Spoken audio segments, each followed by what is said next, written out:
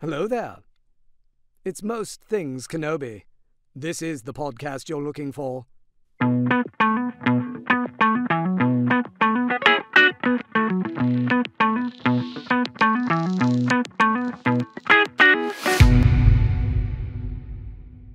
Hi everyone, welcome to another episode of Most Things Kenobi, a podcast about Obi-Wan Kenobi and all things Star Wars.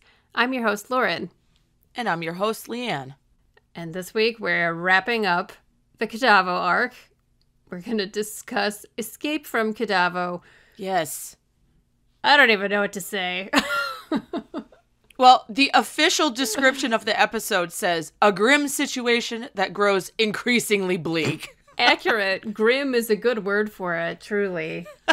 That could be the entire Star Wars saga. The Grim. Yeah. Yeah, this is where poor Obi-Wan suffers the most. And Rex. It's awful, dude. Like, just this opening sequence is so horrific. I don't know. Watching it with a more critical eye to, like, pay attention so we could talk about it, I really felt sad. It really is sad. And it's not... So we mentioned last week how everyone in this whole arc is made aware that they are a slave, quote unquote, to somebody, right? And that really comes to a head in this episode. Because Dooku shows up. Right. And, of course, Palpatine / Sidious is behind the whole thing. Right. And a lot of lives are lost. So yeah, it's a grim situation turned increasingly bleak. But you brought up something that made me literally pause what I was doing at the time that you texted me.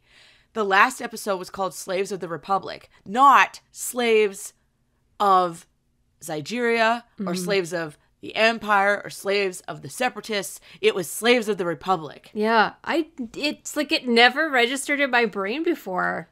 Me neither, not until you said that. And then I sat and thought about it, and I'm like, oh my God. The third episode of this arc, the one we're talking about, really shows it. Like, they offered to do all this for, the cause, the Jedi cause, but they're doing it for the Republic. Right. And it's all under Palpatine. Yeah. To throw them in this terrible... It just really brought it home for me when you sent me that text message, and I was like, oh, fuck. Yeah, because they're not slaves. Like, the slaves are not of the Republic. The slaves are kidnapped by Separatists and the Zygerrians. So I was like, wait a minute. They're clearly making their point without a lot of us noticing, I think. And I think the poor people of the Togruitans of Kiros that this whole thing started with, we finally get to see the most of them in this episode, I think. It's been about Anakin, Ahsoka, Obi-Wan, Rex to an extent, all of the Republic people, with the implication that they have to save the people of Kiros from this slaving empire. But it's been them being slaves and being kept and being tortured and being used all up until this point when we finally get to rescue the people of Kiros, which is why we're here in the first place. Right. Lest us a while. we forget. Yeah. But if no one had a good time in the last episode, that was a bad day. This is a bad week wrapped into one episode. Oh my God. Yeah. And we don't even know how much time has passed. It's true. I've always been curious because, like, Obi-Wan also has no idea that anyone is ever coming for him and Rex. They don't even know where they are. Right. And they're in this facility. Because they get transferred. Right. They're put on a ship with no windows and they arrive in this place that they don't know. No one ever tells them where they are. And I started to, like, look very carefully. Like, there's no windows. There's no sunlight. It's all toxic air. It's hard labor. Yeah. They're being beaten, starved, and humiliated with no end in sight. You brought it up. I don't know if people are aware of this fact, and I know this because I researched it for my Luke story, that Kadavo itself, they chose that planet as the home base of their slaving, of their facility, because if the slaves in the facility escaped, they would immediately die due to the poisonous air. It's horrific. It's terrible. It's a planet full of like craters that emit acid. Yeah. And like it's a really stable, low atmosphere. So it keeps it doesn't get mixed out. It stays stagnant. Oh, that's interesting. So like it makes sense from their point of view, like Zygerria, let's put them on a planet where if they do decide to leave, they're going to die anyway. That's horrible. It's like Alcatraz. It is. It's just like that part just that's awful. That's horrible. So Obi-Wan and Rex get taken there. I would say a few days have gone by at least because Obi-Wan seems at his end, not his wit's end or like the end of it, but he's obviously worn. He gets pushed really far. And like there are things that I noticed that I kind of hadn't noticed before, even though I've watched it 6 million times. In the beginning, where that slave is getting whipped in front of Obi-Wan and they tell him to beg, he has this look on his face for a second like he doesn't even know what to do. Yeah. And then he just like gets on his knees and starts begging them to stop hurting this other poor creature. This just, I can't it's even, so, like even talking about this is awful. I hate even saying these words. And like, that's insane. And then later, when the queen is like telling Dooku what's happening to Obi-Wan, and you see the Zygerrian come up and like kick his food, and he goes to like, his first reaction is anger, and that is not something we see very often. So he's already pushed beyond his stoic Jedi calm self and is having emotional reactions that you don't see anywhere else. No, but that's what those kind of conditions will do to a person over and over and over and over, you know. It's what he says right at the beginning. Everything about this place is designed to shatter the will. And it's suspended over a giant crater, a bottomless pit. Crater. It's disgusting. I actually hate it. It's so awful. It's brilliant from a storytelling point of view because they were creative enough to think this through. You know, think like a slaver would, I guess. My favorite part of the episode is when the queen, as she dies, she tells Anakin, "You were right, Skywalker. I am a slave just as you are." Maybe a little too late, Queen. You know? Yeah. But she also made the point that just as you are. To tell Anakin, a former slave, that he's still a slave. That would rub Anakin the wrong way. That would linger with him. He's already right? Right. Well, I mean, in general, because Anakin. But because, like, the slaves, and he has to deal with this, and he doesn't know where Obi-Wan is, and all this stuff, and he's getting to his maximum. But for the queen to, like, basically admit, like, yeah, I was a slave, just as you are. Yeah. Those are key words, I think. But I like that she admitted it. Yeah, I also liked that she gives, like, a little laugh as she's dying. This queen... Well, probably because she knows. She is herself, like, her true self all the way to the end. Like, she is... Yeah. She is such an interesting character.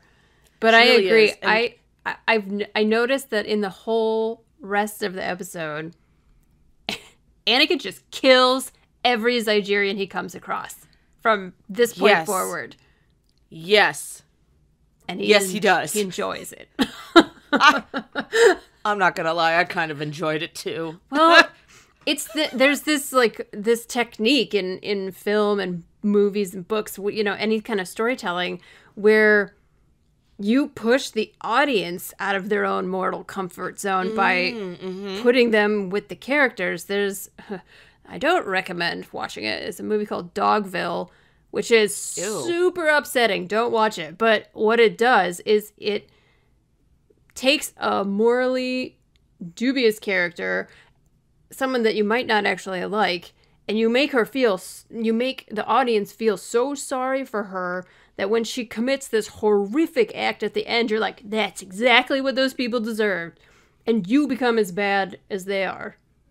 Yes. And it's kind of interesting when we feel that way. We even said it, what were we talking about? There was something else we were talking about where, it was Deidre at the end of Andor. Yeah. Where they're like dragging her, and for a minute I was kind of like, well, she kind of deserves that. I wasn't totally upset to see her struggling. Right. It was a little satisfying. And I think especially people who aren't likely to harm other people watching this kind of stuff. Like I was just saying, it's hard to even talk about this episode. It's uncomfortable. So by the end, we're like, yeah, just kill all the Zygerrians. They're fucking awful. They're terrible. I feel like Anakin was probably, again, he got to the end of his capacity to handle it. So he just didn't and killed. But he also probably felt in some way, like through the example that you just provided, justified in just mowing them down. Because they're all horrible people. They all did terrible things. Yeah. He's had to withhold or restrain himself up until this point. And he just wanted to get to Obi-Wan and Rex anyway. Well, and speaking of them... That's the second greatest part of this episode to me. Me too. Like, I love that scene because it's the same exact thing. I'm assuming we're talking about when Rex stabs the prison warden, whatever. It might be the sexiest moment in Rex history. Oh my god, Rex is super hot in this episode. Rex Just is a throwing fucking out there. boss. Yeah. I'm a fan. Anyway. Big fan. In that moment when Keeper Argus says, "Come now, Master Kenobi, I know you won't kill an unarmed man." Come now, Master Kenobi. I know a Jedi won't kill an unarmed man. Obi-Wan looks at Rex in this way where it's like, are you going to do it or am I going to do it? One of us is doing it. Yeah, and people forget that Obi-Wan kills. They always forget because he doesn't really in Clone Wars, but Ewan McGregor's version of Obi-Wan kills a lot of creatures. Without a second guess. And he's always cutting off limbs. Oh. Well, I don't just mean Anakin. I mean, everybody, even old Obi-Wan cuts limbs off in the cantina. So he really does. So I really don't think that was Obi-Wan hesitating. I think that was him looking at Rex like, if you want to, go right ahead. Yeah, the offer's here, Rex, and Rex took it. I know, and it's so good. The best part is that they always have to drop the one-liner, right? It was so good, too. Oh, my God. So satisfying. It's great. What does he say? Doesn't he say, I'm not a Jedi? He says, I'm no Jedi. I'm no Jedi. But I'm sorry. The way that guy's little motor chair smashes the into motor chair wall. He's such a fat ass that he needs a motor chair. It's so funny and gruesome at the same time. It's like his version of a Costco scooter. And I'm not making fun of people. No, a little rascal. George Costanza and the Little Rascal on a race down New York City. Oh my God, you're so right. This is the Star Wars version of a Little Rascal. Well, I'm glad he died in his chair because he wasn't getting out of it for anything. No. Well, and he was always able to float just high enough that no one could actually reach him and kill him. So. Right. Except Rex. But Rex had the reach. He could be a javelin.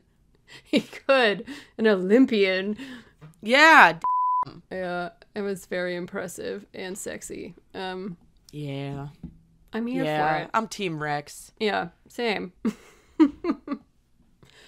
And I do like that it was Obi-Wan and Rex instead of Anakin and Rex. Usually it's the other way around, right? Mm-hmm. Yeah. So Obi-Wan gets to bond with Rex over this, in future talks. Hey, remember that time?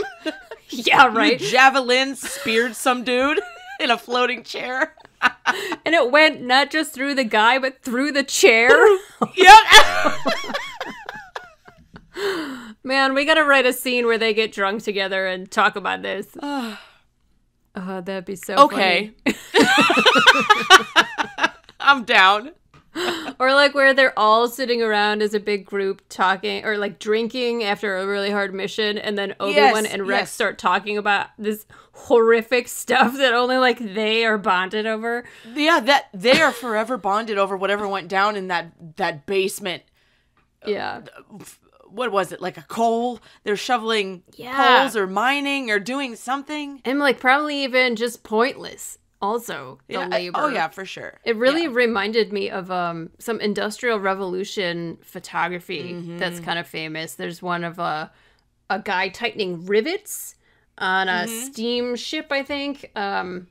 It's called Powerhouse Mechanic Working on a Steam Pump by Lewis Hine. Like it's a really famous photograph. If you look it up, you will recognize it. And it's this guy with like super big muscles, like cranking, like tightening rivets. And it's exactly like that shot of the Tegrutans moving the crank together. It almost reminds me of Modern Times by Charlie Chaplin, if you've ever seen that movie. It's f***ing great. And it's not right to laugh at this part, but I think it was like a reference. Honestly, I really do. Interesting. So that whole opening sequence with Obi-Wan and Rex, like Rex's face is so heartbreaking. Yeah. He doesn't even speak. He's just witnessing all of this. And you could even say that he's a true slave of the Republic. He was born and bred and trained to be a slave. You're right. Disposable, even. Mm-hmm. I've heard that really said sad. before. Yeah, and he's the only one who doesn't say anything. He doesn't say anything. No, he never gives his opinion, and he's the one who probably, besides Anakin, who of course was a slave, but yeah, I mean, it's interesting because even the Jedi, most of them were taken as babies with no say whatsoever in their future. And by the time you're old enough to make a decision of whether or not you want to stay a Jedi, you're pretty well and truly brainwashed by then. Yeah, so. you're already in. You're 100% in. You've drunk the Kool-Aid. It's all you know anyway. Yeah, so, exactly. And you have these powers. What are you going to do with them? Yeah, right. You know. Like levitate rocks for a living. You have all this cool stuff that no one else has, so you might as well just stay and endure it. But yeah, Rex and his boys, they just never had a choice, really, as we come to know. And there's that interesting episode with Cut LaQuaine. Is that his name? The guy who's a deserter who has a family. He's a clone. Oh, yeah. And there's that conversation between him and Rex, which is kind of interesting. And I guess they kind of like, I wonder if Rex's opinion changes, because that's like season 2. It is. It's pretty early. Yeah. So by the time he gets to season 7, where he's having to kill his own brothers, I wonder how different his opinion is. You know, I don't know if we know his opinion when we get to Bad Batch. Oh, yeah. He's great in Bad Batch. I mean, by that point, he's had the... Spoiler alert. He's had the chip removed. Right. That's a soldier that's seen stuff, you know? Yeah. It's like when we saw in the Kenobi series, the soldier, the clone, who was like homeless in the street. Like, I wonder if their opinion changed. It's like early on, sure, they're all gung-ho. It's what we're bred to do. It's what we're born to do. I'll go down for my team and my crew and everything. And then slowly it wears on and you get through all these different missions, including this one. And I'm sure Rex had an opinion formed that went against, his conditioning. Yeah. As he should.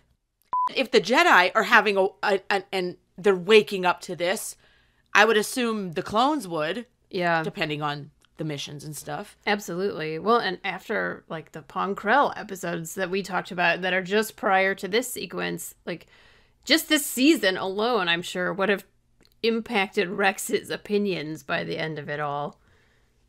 Yeah, because that was a mess. Yeah, I would love to do an episode about that. Yeah, we will. And it'd be very interesting to do an episode about the Citadel and like kind of compare the Citadel to this Zygerrian facility because there's some similarities. The Citadel was made to keep Jedi. Like, what are we doing? I know. Like, why is this thing even existing? We will talk about that. We need to do an arc describing the Citadel. Oh my God, it's so good. It's so good. Oh my God. But, and so much comes to light and there's so many moments, but like. I know.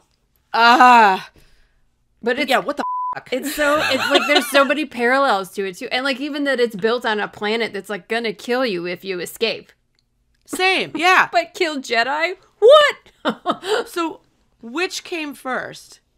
Of the arcs in the show? Or just like No. built? I mean like, who decided to put all of these facilities on planets that you can't escape from? Was it the Jedi that came up with it, and then the Separatists took the idea, the slavers? I don't know. Did the slavers come up with it? Well, it comes to play here, morality-wise, because let's say the Zygerrians and other slaving communities came up with this. The Jedi had to have looked at that and said, you know what? We could use that. That's f***ed up. Right. It's everything about the Citadel confuses me because Anakin says it was built to imprison Jedi who had lost their way. And you and I have always asked, like, did the Jedi build it? Because it's now under Separatist control. Like, right. What happened there? Like, what the f*** is that story? I'm interested. Very interested. Well, stay tuned. We'll cover it. Seriously. Because all of this ties together. And it really ties into the bigger picture of, like, what the f*** were the Jedi actually doing? What was the Republic actually doing? But we know that Palpatine was ruling both. So it's like, not that surprising. It's true. But at the same time, it's like, WTF? I don't know. It's a lot. It's a lot. Well, if we go back and look at like the Queen and Anakin's interactions, because there's some interesting stuff that goes on there when Dooku arrives. And like one thing really quick I wanted to mention too, I did a little bit more research on the Babylon tie-in. And yes. There's actual, like the Babylonian hanging gardens are like a famous thing. And there's hanging like plants and roses and stuff all over, like hovering in these hover vases, I guess, like all over the palace. I thought that was a really cool little addition they added in there. I would love to have hovering planters. Yeah, me too, especially if they watered themselves. They have to have a watering system, right? Yeah, and Babylon did. It had like aqueducts and stuff like that. Yeah. So yeah, if some Babylonians want to come and, do my backyard, that'd be awesome. Well, we could get the fat guy in the chair. He could zoom around and water him for you in the chair. Okay, whatever. If it stays whatever nice, works. it's fine. Yeah, knock yourself out. Did you research anything else on Babylon? Yeah, I went on a crazy side tangent researching it because I wanted... What other nuggets do you have? Well, I was really interested because Ahsoka is hanging in a cage off the side of the Citadel, castle, whatever, the palace. And so I was trying to find out if that was something practiced in Babylon. I could not find anything about it, but it was definitely something that was practiced in the United Kingdom and other parts of Europe in the Middle Ages. So, yeah, I got into some really disturbing research there. Is it going to discolor my rose-colored glasses for Babylon? Oh, no, I mean, Babylon it's its own show, honestly, but... It really is. It really is. Let's talk about Ahsoka, because this is where I have a problem with this episode. Okay. And I've never liked the ending of this episode. Me either. We've not discussed that, yeah. We've not discussed it, because she seems awfully nonchalant about the fact that there are f***ing Togruttans about to die at all points throughout this whole arc. Those are her people. And at one point she says, I'm going to go help my people. Yeah. It was like the first time she f***ing said it. And like, she's oddly chill. Yeah. Well, everyone is oddly chill by the end, weirdly enough. Well, I just, the whole like, like, a few of them don't make it. A few of them fall right off the thing. They don't make it down the ropes. Dude, onto the ship. There were supposed to be 50,000 of them. Yeah, and they ended up with, like, what, 35? That exactly. Where did they all go? Are they dead? The whole end of this is so questionable. And my biggest question is, if I see my own species, if I'm not human, right? I'm humanoid or an alien species hybrid thing like a Togrutan. Mm-hmm. I'm going to be, like, fiercely protective and, like, kind of overboard with, like, wanting to, like, but those are my people. I want to save my people. We got to remember the people. Yeah. And she just, like, doesn't bring it up ever. Yeah, and it's weird because she is a really good Jedi, so maybe that's part of it. She's better at Anakin than controlling her emotions, maybe because she keeps seeing him losing his shit over and over. Yeah, I mean, there's a right way to act and a wrong way to act as a Jedi, and she has enough experience seeing what the wrong way is through Anakin, so I'll give her that. But I just was always like, oh, that's it. They just saved the 42 odd number whatever Togrutans that were left. I guess we're missing 49,970 Togrutans, but that's no big deal. No big deal. Why didn't they just go to Kadavo in the first place? What do you mean? Why didn't they just take the cruiser, the ship, go underneath the facility? Oh, because they had to be transferred from Zygerria to Kadavo, right? Yeah. Mm-hmm. Okay. Because I was like, just go in. Also, is it only Togrutans there? Why didn't they save anybody else? Right. That's what I was thinking. In a facility like this, they must have had more. And there's probably other facilities on the planet. But whatever. I mean, okay, they're condensing it into a 20-minute episode. Fine, I get it. But, like, yeah, I've also always really been bothered by the very end. Like, the last conversation between her and the governor who survived. Because, first of all, of all the people in this episode, like you just said, she didn't really seem to be having the most turmoil by comparison to what, like, Obi-Wan and Rex, or even Anakin facing his demons of his past.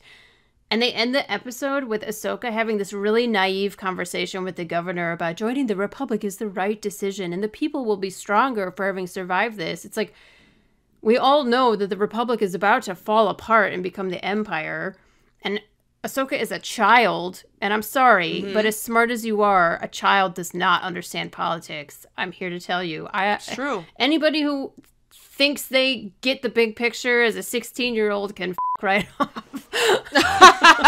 Yeah. I don't even get it as a 37-year-old. We don't even understand it all. So correct.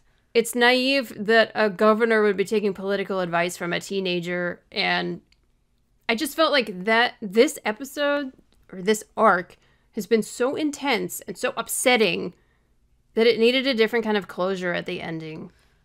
I think it should have had an angry closure with Anakin. Mm-hmm. Or a discussion between Anakin and either Obi-Wan or Anakin and Ahsoka. One of the two. Yeah. Master and apprentice. One of the two. Yeah. Look at everything that was revealed during this. We are not free as our own entity here as part of the Republic. I think that would have played more into what they're trying to do, what they're trying to accomplish by bridging the gap between Attack of the Clones and Revenge of the Sith. Mm-hmm. Mm-hmm.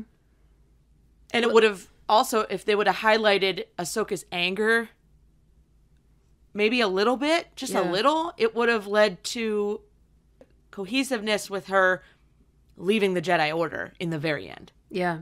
Yeah. And I know the next arc is the Deception arc, and so that drives a wedge between Obi-Wan and Anakin. Yeah. This could have played into that. It was the perfect setup. Yeah, exactly. Yeah. And so to have it end with Ahsoka, I get it. Ahsoka's Dave Filoni's favorites. Of course, it's got to be about Ahsoka all the time. Well, I mean, two Togrutans, but it was the wrong discussion between two Togrutans. Yeah. And, like, the Togrutans were, like, a means to an end to tell this story. You know, like, right. It wasn't actually about them. It was about Anakin being faced with slavery and also having to, it's like I said, it's another wedge driven between him and his ideology. Plus what we just talked about with Rex and everything that he's experienced and facing slavery, and Obi-Wan using his strengths against him as a weapon and having to face that. Why didn't they have a round table? They should have had like a kumbaya. Like, we need to sit down to talk about this. Which, I mean, that's a no-no in the Jedi Order, but like, you would think that Anakin could have just pulled Obi-Wan aside and been like, okay, now that we're out of that, what the was that? Yeah, exactly. I mean, even at the Citadel at the very end where there's that talk between Anakin and Tarkin, and then Obi-Wan says, like, we can't compromise our ideals. There wasn't even that. That could have been the moment for it. To have the talk of ideals. Yeah. What we just went to fucking sucked. And it was at the order of our higher ups. You were wearing a fucking shock collar. How do you feel about all of that? Yeah, exactly. Should we carry on? Turn that argument back on Obi-Wan and say, how are your ideals doing now? You know? Yeah. The perfect setup for the wedge that is driven then the deception arc. So it's a more interesting, in our opinion, it would have been more interesting. Yeah. And, like, I get why it's a kid's show or whatever, but, like, if you want to Was make that argument, like, what was this whole arc then if it was a kid's show?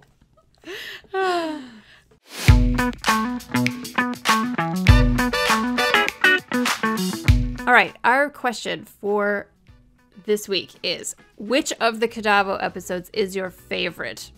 I know it's hard to pick, but if you could pick just one that you like best, which one do you... Which one can you not resist? Yes. Next week's episode was chosen by our patrons. We gave them a choice of which character would you like us to talk about for a whole episode. And their choice was, drum roll please, Hondo Ohnaka! Yay! It is high time we do an episode about Hondo. He's one of my favorite characters. I can't wait. He has found himself from the Clone Wars all the way to Disney theme parks. True. You're right. He's the gift that keeps on giving, and we are going to give him a whole episode next week. So join us back here. Thank you, patrons, for always being amazing. Okay, B. Broman1, once again on Instagram, sent us a great comment this week. He answered last week's question, which was, who do you think suffered the most in Slaves of the Republic? And he said, to answer the question, I think Rex suffers the most. Since he saw those, he probably thought nothing could break, and they were suffering and breaking. I thought that was really a good point.